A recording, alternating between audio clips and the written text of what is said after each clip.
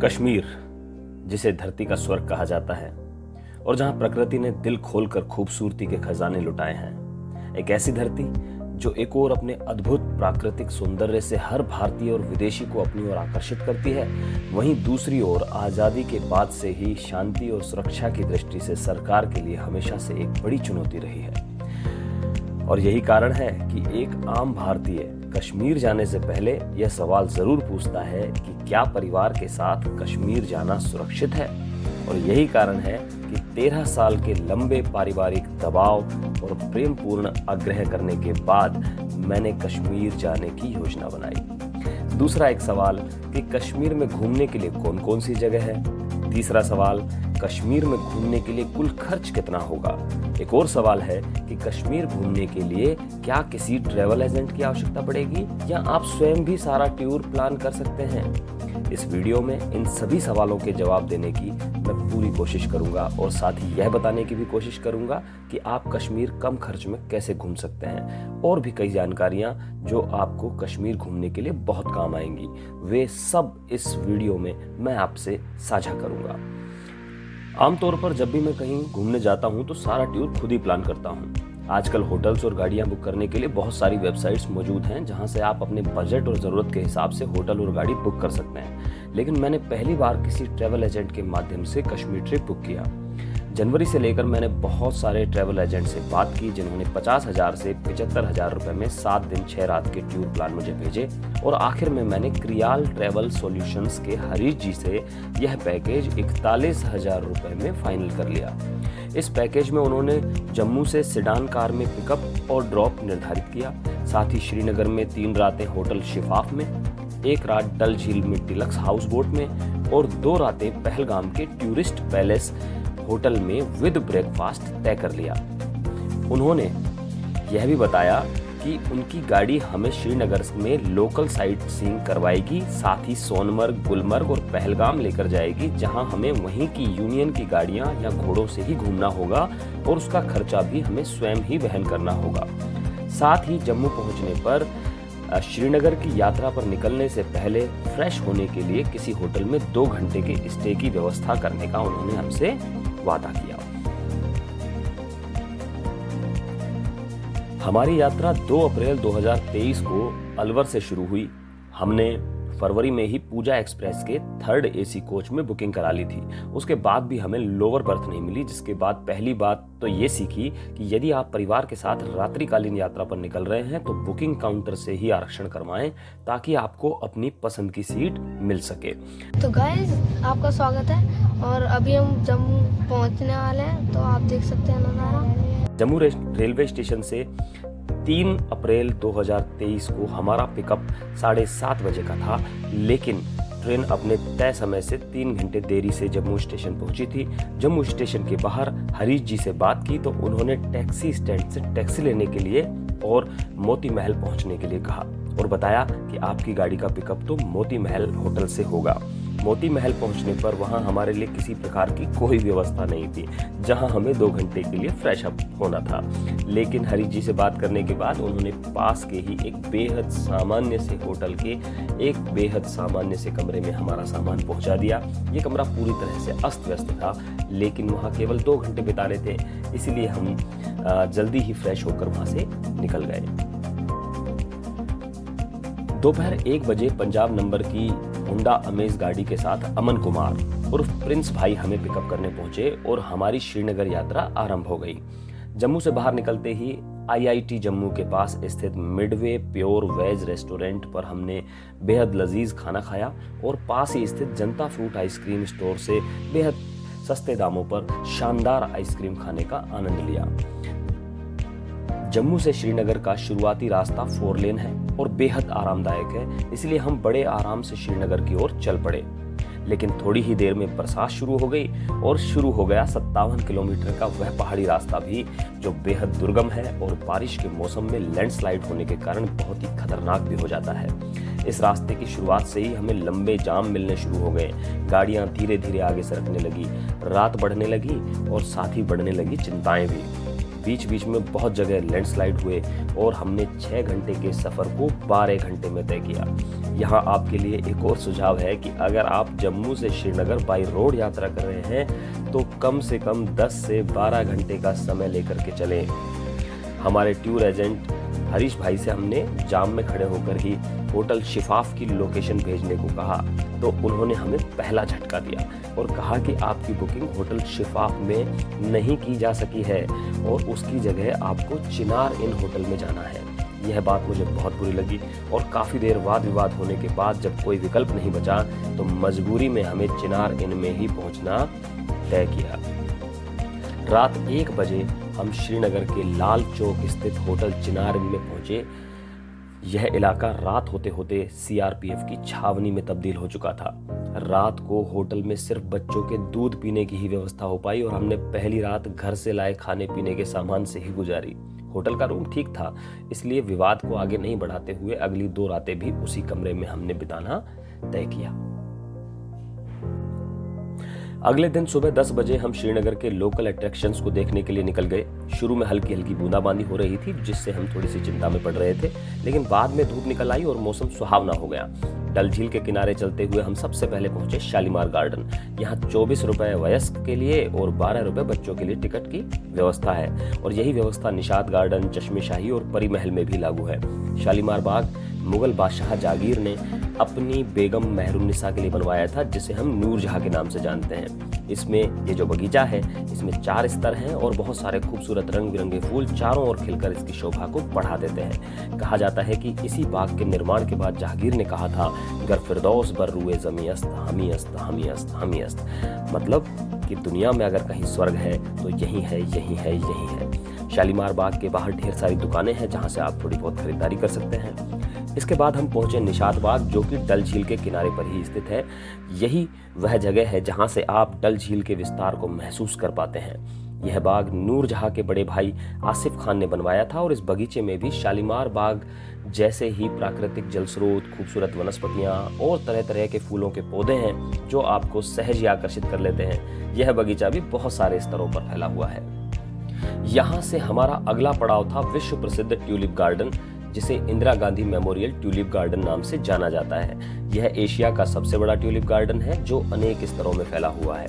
यहाँ वयस्कों के लिए 59 रुपए और बच्चों के लिए 24 रुपए का टिकट निर्धारित किया गया है, जिसमें 18% जीएसटी शामिल है।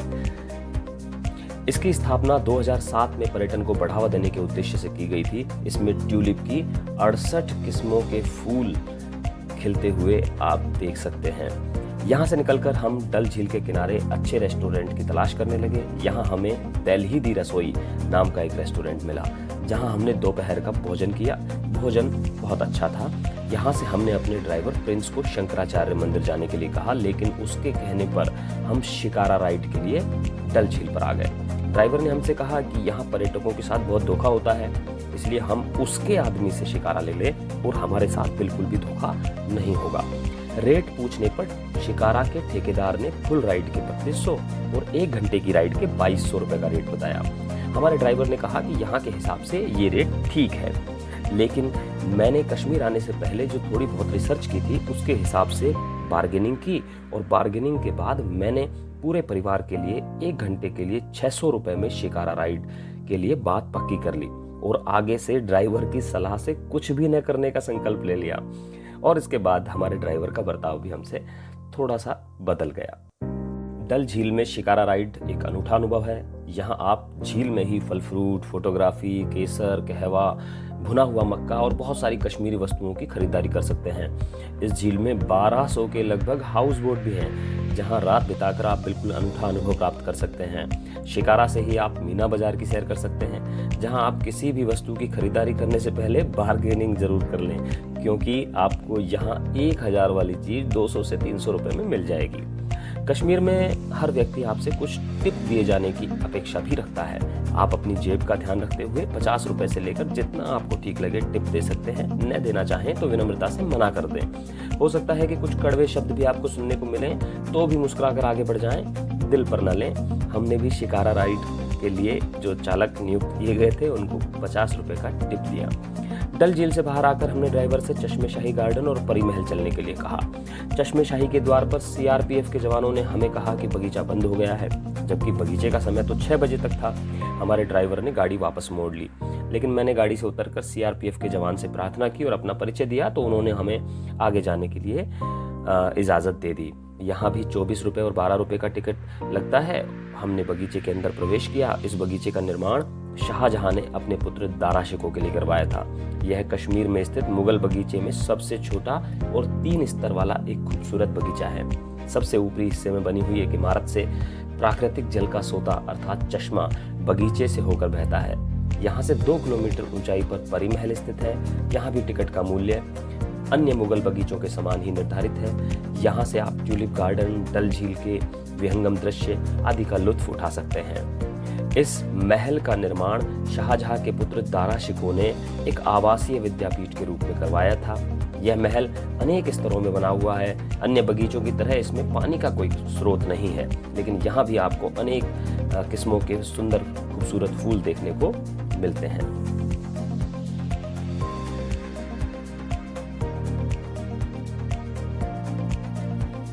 यहाँ से हम 6:30 बजे शंकराचार्य मंदिर देखने के लिए निकले, लेकिन सीआरपीएफ के जवानों ने मंदिर के मार्ग पर हमें रोक लिया, क्योंकि यहाँ जाने का समय 4:30 बजे तक ही निर्धारित है। शंकराचार्य जी को दूर से ही प्रणाम किया और हम लाल चौक पर आ गए, जो कि कश्मीर की राजनीति का केंद्र माना जाता है और यह वही स्थान है जहाँ 1948 में देश के पहले प्रधानमंत्री पंडित जवाहरलाल नेहरू जी ने आज़ादी मिलने के बाद भारतीय ध्वज फहराया था। उसके बाद से इस स्थान का इतिहास थोड़ा खींचतान से भरा हुआ रहा है। रमजान का महीना चलने के कारण 8 बजे तक सारी दुकानें बंद हो गई थीं। स्मार्ट सिटी प्रोजेक्ट के कारण लाल चौक की सड़कों और मुख्य घंटाघर का जीर्णोद्धार कार्य चल रहा था। यहाँ बहुत खोजने के बाद हमें एक बहुत छोटा सा वेज होटल मिला, जहाँ ऐसे तैसे थोड़ा बहुत खाना खाकर हम अपने होटल में पहुंच गए। अगले दिन सुबह मौसम बिल्कुल साफ हो चुका था। आज हम सोनमर्ग के लिए निकल गए। यह गांदरबल जिले में श्रीनगर लद्दाख मार्ग पर सिंध नदी के किनारे पर स्थित एक बेहद रमणीय स्थल है। यह नदी सिंधु नदी से अलग मानी जाती है और झेलम की सहायक नदी मानी जाती है, जो अंत में सिंधु नदी में ही मिल जाती है। सोनमर्ग का रास्ता बहुत आकर्षक था। बीच में सकरे पुलों के कारण छोटे छोटे जाम भी मिल सकते हैं। पहाड़ों की गोद में सरसों के फूल इस क्षेत्र को एक अलग ही छटा प्रदान करते हैं। दूर पहाड़ों पर जमी बर्फ की सफेदी मन को मोह लेती है। धीरे धीरे ये पहाड़ और नजदीक आ जाते हैं और ग्लेशियर के बीच से होकर के गाड़ियां गुजरने लगती हैं। राष्ट्रीय राजमार्ग होने के कारण रास्ता बहुत अच्छा है। सोनमर्ग में मई और जून माह में बर्फ नहीं होती है, जिससे पर्यटकों को थाजीवास ग्लेशियर के लिए अलग से यूनियन की गाड़ी करनी होती है। यहाँ बर्फ न होने पर गर्मियों के दिनों में आप 0 पॉइंट या जोजिला भी जा सकते हैं। हमारे सौभाग्य से एक दिन पहले ही बर्फबारी हुई थी, इसके कारण हमें यहाँ बर्फ का सुंदर नजारा देखने को मिल गया। सोनमर्ग में पहुंचते ही गाड़ी जाम में फंस गई, इसीलिए हमें आगे पैदल ही जाना पड़ा। गाड़ी से उतरते ही ध्यान रखिएगा कि कुछ लोग आपके पीछे लग जाएंगे, जिन्हें राजस्थान में हम लपके बोलते हैं। ये लोग आपको भ्रमित करते हैं और आप पर स्नो बाइक, स्लेज गाड़ी, फोटोग्राफी और तमाम चीज़ों के लिए दबाव डालते हैं। लेकिन मेरा सुझाव है कि आप सभी को विनम्रतापूर्वक मना कर दें। यहाँ 100 रुपये किराए पर आप बूट ले लें, जिसका किराया 300 तक मांगा जाता है, और आवश्यकता होने पर सीधे ही स्लेज और स्नो बाइक के जो राइडर हैं उनसे आप सीधे ही बात करें। स्लेज के लिए आपसे 1000 रुपये तक मांगे जा सकते हैं, लेकिन मैंने 2 बच्चों के लिए केवल 200 रुपये का भुगतान किया और उतरते समय तो केवल 50 रुपये में ही स्लेज हमें बच्चों के लिए मिल गई। यहाँ फोटोग्राफी के लिए भी आपसे औने पौने दाम मांगे जाएंगे, लेकिन बार्गेनिंग करने पर आपको 100 रुपये प्रति फोटोग्राफ तक आसानी से मिल जाएगा। यहाँ मैंने मेरे DSLR कैमरा से कुछ फैमिली फोटोग्राफ खींचने के लिए और मेरे मोबाइल से कुछ वीडियो बनाने के लिए एक फोटोग्राफर को 200 रुपये का भुगतान किया। स्नो बाइक के लिए 2500 रुपये तक मांगा जाएगा, लेकिन आप 500 रुपये में भी स्नो बाइक का आनंद ले सकते हैं, जिसमें केवल 5 या 10 मिनट एक ड्राइवर आपको अपने पीछे बैठाकर राइड करवाता है। मुझे इसमें कोई खास रुचि नहीं थी, इसलिए मैंने इसे अवॉइड किया और अपना समय बर्फ में परिवार के साथ खेलने और प्राकृतिक नज़ारों को देखने में बिताया। यहाँ एक बड़ी समस्या यह भी नजर आई कि यहाँ कोई पब्लिक टॉयलेट नहीं था। इसलिए लोग इस खूबसूरत घाटी को पब्लिक टॉयलेट बनाने के लिए मजबूर हो रहे थे। वापसी में बच्चे थक गए थे और जाम खुल गया था। प्रिंस को गाड़ी आगे लाने के लिए कहा, लेकिन उसने किसी तरह का सहयोग नहीं किया और हमें पैदल ही गाड़ी तक पहुंचना पड़ा। रास्ते में सिंध नदी के किनारे पर रुककर थोड़ी देर नदी की अटखेलियों का आनंद लिया। लौटते वक्त नदी किनारे स्थित एक वेज रेस्टोरेंट में भोजन किया। अगले दिन हमें गुलमर्ग जाना था और होटल को चेकआउट करके हाउस बोट में भी जाना था, इसलिए यहाँ से हमारे टूर एजेंट हरीश जी को फ़ोन किया। उन्होंने अफजल का नंबर दिया, अफजल ने टाइगर का नंबर दिया।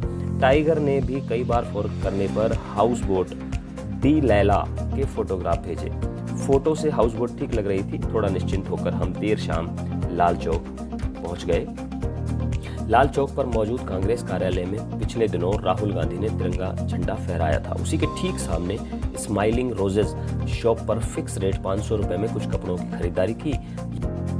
यहाँ के दुकानदारों की हाजिर जवाबी और राजनीतिक व्यंग्य से मैं बहुत प्रभावित हुआ। यहीं एक बेकरी की शॉप पर रिजवान नामक नौजवान ने कश्मीरी युवाओं की बेरोजगारी और कश्मीर के हालात पर एक लंबी बातचीत हमसे की। कश्मीर के हालात पर चिंतन करते हुए हम फिर से अपने होटल में आ गए। अगले दिन हमें शाम को डी लैला हाउस बोट में चेक इन करना था, इसलिए हमने सुबह 10 बजे होटल से चेकआउट किया और अपना सामान गाड़ी में रख लिया और हम गुलमर्ग की ओर निकल गए। रास्ते में बटमालू रोड पर सब्जी मंडी में सुंदर कमल ककड़ी दिखी, जिसे सिंधी में भे और कश्मीरी में नदरू नाम से जाना जाता है। कमल ककड़ी के साथ साथ ताज़ा फल फ्रूट लेकर हम आगे बढ़ गए। गुलमर्ग से थोड़ा पहले टंगमर्ग नामक स्थान पड़ता है, जहां बूट और जैकेट किराए पर देने वाली बहुत सी दुकानें हैं, लेकिन हम वहां नहीं रुके। यहां से गुलमर्ग की ओर बढ़ते ही मौसम का मिजाज बदल गया। बारिश होने लगी। आज सुबह ही यहाँ बर्फबारी हुई थी और यही कारण था कि वहाँ चारों ओर कीचड़ हो गई थी। गुलमर्ग पहुंचकर हमने 500 रुपए में 4 बूट किराए पर ले लिए और अपने साथ लाई छतरी को भी बाहर निकाल लिया। गुलमर्ग में घूमने के लिए आप गंडोला से फेज 1 और फेज 2 तक जा सकते हैं, जिसकी टिकट 740 और 940 रुपए है और जिसे केवल ऑनलाइन ही बुक किया जा सकता है। दुर्भाग्य से हमारी ऑनलाइन टिकट बुक नहीं हो पाई थी, इसलिए हमारे ड्राइवर ने गुलमर्ग के किसी व्यक्ति से बात करके गंडोला टिकट कराने का भरोसा दिया, लेकिन उस व्यक्ति ने गंडोला टिकट्स की व्यवस्था करने में अपनी असमर्थता जताते हुए 6400 रुपए में 4 घोड़े लेने के लिए दबाव डाला, लेकिन हमने उसे मना कर दिया। यहाँ मेरा एक सुझाव है कि यदि आप गंडोला राइड करना चाहते हैं तो कम से कम 1 या 2 महीने पहले ही अपना ऑनलाइन टिकट ज़रूर बुक करा लें, और यदि गंडोला के टिकट न हो पाए तो प्राइवेट कार से भी लगभग 1500 या 2000 रुपए में और घोड़े से लगभग 1000 रुपए में फेज 1 तक पहुंचा जा सकता है और वापस भी आया जा सकता है। मौसम खराब होने की वजह से और गुलमर्ग में ही बर्फ के मौजूद होने के कारण हमने वहीं लोकल साइट सीइंग करना ही तय किया। यहाँ भी कुछ लोग हमारे पीछे हो लिए थे। इन्हीं में से इतिहास के एक विद्यार्थी रियाज खान ने हमें गाड़ी से 3000 रुपए में लोकल साइट सीइंग कराने का ऑफर दिया। आखिर में हमने 1700 रुपए दे करके उनके साथ चलना तय किया। यहाँ से हमारा पहला पॉइंट था व्यू पॉइंट, जहाँ से मौसम खराब होने के कारण कोई व्यू नजर नहीं आया। केवल फारसी में लिखी हुई एक इबारत घर फिरदौस बर रूए ज़मी अस्त के नीचे हमने फोटो क्लिक करवाया, उससे ज़्यादा वहाँ कुछ नहीं किया जा सका। अगले पॉइंट के रूप में कश्मीर के राजा हरि सिंह के अखरोट की लकड़ी से बने हुए भवन या पैलेस का भ्रमण किया। यहाँ एंट्री फीस के रूप में वयस्कों से 40 और बच्चों से 30 रुपए का टिकट लिया जा रहा था। यहाँ से रियाज भाई हमें गोल्फ कोर्स ले गए, जहाँ मुझे कोई विशेष आकर्षण प्रतीत नहीं हुआ। चिल्ड्रन पार्क के दर्शन तो दूर से ही करा दिए गए। अंतिम पॉइंट के रूप में गंडोला टिकट काउंटर पर उमड़ती हुई भीड़ दिखाई दी, जिसे देखकर हमें थोड़ा संतोष हुआ और थोड़ा दुख भी हुआ। कारण ये था कि वहाँ जो लोग मौजूद थे उन्हें 3 से 4 घंटे में गंडोला में बैठने का मौका मिल रहा था।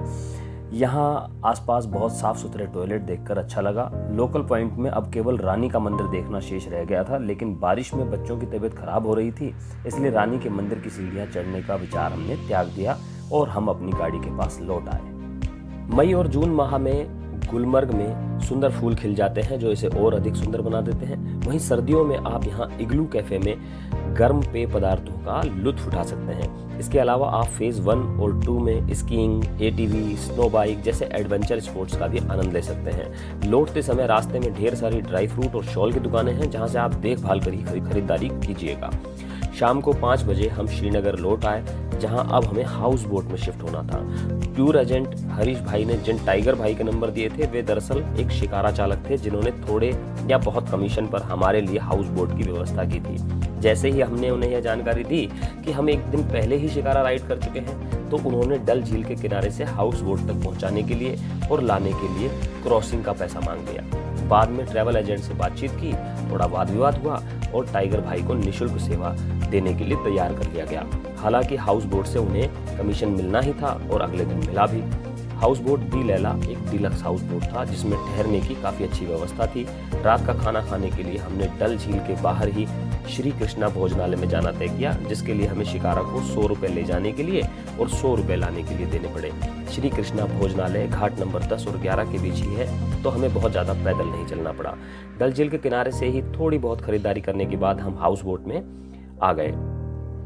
अगले दिन सुबह प्रिंस भाई गाड़ी के साथ डल झील के घाट नंबर 10 पर मिल गए और हमने टाइगर भाई को 100 रुपए टिप देकर अपनी आगे की यात्रा शुरू की। अब हमें जाना था पहलगाम, जहां हमारा 2 नाइट का स्टे होटल टूरिस्ट पैलेस में टूर एजेंट हरीश भाई जी ने तय किया था। लेकिन जैसे ही उनसे पहलगाम के होटल का लोकेशन भेजने के लिए कहा तो उन्होंने रॉयल्टन होटल में ठहरने के लिए कहा, जो मुझे ठीक नहीं लगा। काफी वाद विवाद के बाद उन्होंने टूरिस्ट पैलेस में ही ठहराने पर सहमति जताई। श्रीनगर से पहलगाम का रास्ता बड़ा खूबसूरत और साफ सुथरा है।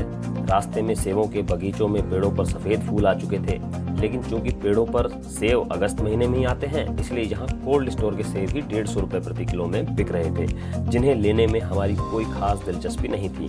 पहलगाम में प्रवेश करते ही अटखेलियां करती हुई लिद्दर नदी से मुलाकात हुई। पहलगाम में हमने दोपहर लगभग 1 बजे चेक इन किया। होटल के मैनेजर ने बताया कि हमारी यहाँ केवल एक ही नाइट की व्यवस्था है और हमें अगले दिन वहाँ से चेकआउट करना होगा। टूर एजेंट ने हमें चिंता नहीं करने के लिए कहा, तो हम चेक इन करके होटल से किसी रेस्टोरेंट की तलाश में निकल गए और खाना खाने के बाद घोड़े से बाईसरान वैली जाने की योजना बनाई, जहाँ केवल घोड़े से ही जाया जा सकता है। ड्राइवर महोदय से रेस्टोरेंट में ले चलने के लिए कहा तो उन्होंने साफ मना कर दिया कि यहाँ केवल यूनियन की ही गाड़ियाँ अलाउ हैं, जबकि यह नियम केवल पर्यटन स्थलों पर ले जाने के लिए ही है। खैर, हम पैदल ही रेस्टोरेंट की तलाश में निकल गए। रास्ते में एक व्यक्ति हमारे साथ हो लिया। उसने 3 घोड़ों के 6000 रुपए हमसे बाईसरान वैली ले जाने के लिए मांगे। बार्गेनिंग करने पर वह 2000 रुपए में 3 घोड़े देने के लिए राजी हो गया। सोनू ढाबा पर खाना खाने के बाद हम घोड़ों पर सवार हो गए। यहाँ हमें एक और समस्या आई। एक घोड़े पर 2 बच्चे कंफर्टेबल नहीं होने और 2 दिन पहले बारिश होने के कारण बाईसरान तक का सारा रास्ता कीचड़ से भरा था, इसलिए हमें बड़ी कठिनाई का सामना करना पड़ा। इस घाटी में प्रवेश के लिए आपको वयस्क के लिए 30 रुपए और बच्चों के लिए 15 रुपए का टिकट लेना पड़ता है। बाईसरान घाटी बर्फीले पहाड़ों और चीड़ और देवदार के वृक्षों से घिरी एक सुरम्य घाटी है, जहां प्रकृति ही बागवान का काम करती है। यहाँ आप कश्मीरी ड्रेस में सबसे कम दामों पर फोटो क्लिक करवा सकते हैं और जिप लाइन और बिग बबल जैसे एडवेंचर को एंजॉय कर सकते हैं। यहाँ पानी की बड़ी कमी है, इसलिए अपने साथ पानी जरूर लेकर के जाएं। वापसी में बच्चों को असुविधा होते देख मैंने एक घोड़ा उनके लिए खाली कर दिया और कीचड़ में गिरते फिसलते लगभग 1 किलोमीटर की दूरी तय की, जिसके बाद मेरे जूतों की सफेदी का कहीं कोई नामो निशान नहीं बचा था।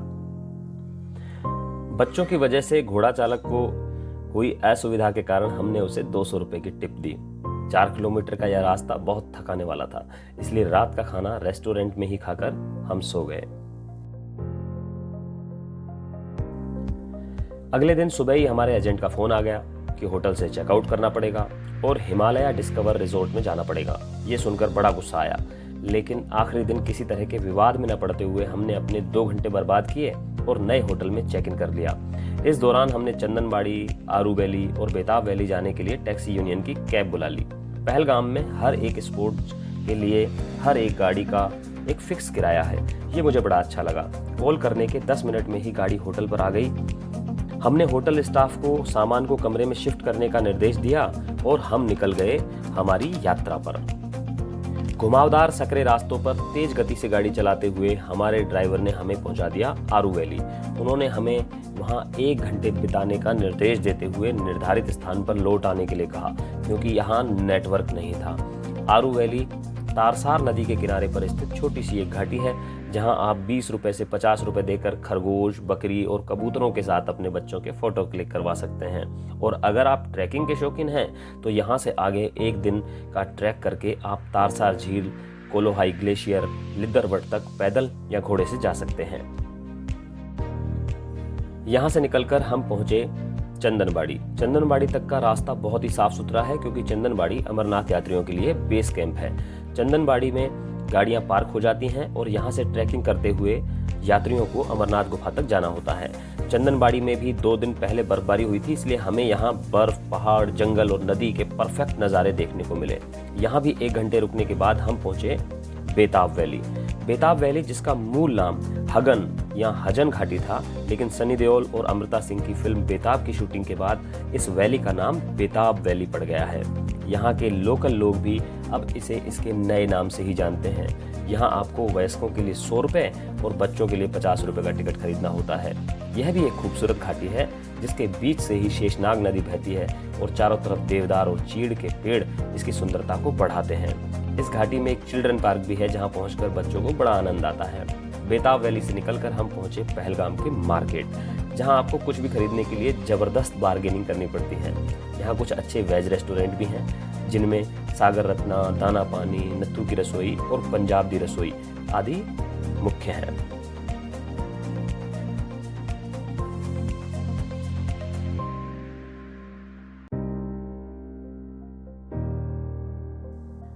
रात को हम अपने 2nd फ्लोर पर स्थित रिवर व्यू रूम में आकर सो गए, क्योंकि जाम से बचने के लिए हमें सुबह 6 बजे जम्मू के लिए निकलना था। और यहाँ रात को एक अप्रत्याशित दुर्घटना हमारी प्रतीक्षा कर रही थी। रात 2 बजे अचानक छत पर तेज पानी की आवाज आने लगी और कमरे में छत से पानी टपकना शुरू हो गया। हमने सुबह की तैयारी करके अपना जो सारा सामान पैक करके रखा था, उसमें से बहुत सारा सामान भीग गया। हमें लगा तेज बारिश आ रही है और जम्मू श्रीनगर मार्ग पर भूस्खलन की संभावनाओं से हम चिंतित हो गए। बाहर आकर देखा तो बारिश कहीं भी नहीं थी। वास्तव में हुआ ये था कि छत की टंकी ओवरफ्लो होने से हमारे कमरे में पानी भर गया था। होटल का स्टाफ रमजान के महीने में रात को खाना खाकर गहरी नींद के आगोश में था। बिस्तर और फर्श गीले हो चुके थे। 3 डिग्री तापमान में होटल से बाहर बने स्टाफ कक्ष को जोर जोर से पीटने के बाद स्टाफ ने 2 बजे से 3:30 बजे तक कड़ी मशक्कत की और पानी को सुखाया और हमारे कक्ष के लिए हीटर की व्यवस्था की, जिसके सामने हमें अपने गीले सामानों को रखकर सुखाना पड़ा। सुबह 5 बजे स्टाफ ने चाय बनाकर पिलाई, लेकिन 6 बजे रूम का पेमेंट करने पर अड़ गए। मैंने टूर एजेंट से बात की तो उन्होंने होटल को पेमेंट किया, जबकि हम उस रूम का पेमेंट करने के पक्ष में नहीं थे। खैर, हम 6:30 बजे पहलगाम से निकल गए, लेकिन रास्ते में फिर से 1.5 घंटे का हमें जाम मिला और हम फिर से मिडवे प्योर वेज रेस्टोरेंट पर खाना खाकर दोपहर 2:30 पर जम्मू रेलवे स्टेशन पहुंच गए, जहां से शाम 6:15 बजे हमारी ट्रेन थी। ट्रैवल एजेंट और ड्राइवर के व्यवहार से हम पूरी तरह असंतुष्ट थे और आखिरी रात की दुर्घटना के बाद भी ट्रैवल एजेंट पूरे पैसे लेने पर अड़ा रहा, तो मुझे उसे पूरा भुगतान करना पड़ा। और इस तरह हम इन खट्टी मीठी स्मृतियों को सहेजकर जम्मू से अपनी ट्रेन में सवार हो गए और अगले दिन 10 अप्रैल को सुबह 9:30 बजे अपने घर पहुंच गए और इस तरह कश्मीर का सफर समाप्त हुआ। आशा करता हूँ ये सारी जानकारियाँ, मेरी यात्रा के अनुभव आपको काफ़ी लाभदायक रहेंगे आपकी कश्मीर यात्रा के लिए। बहुत बहुत शुक्रिया, धन्यवाद।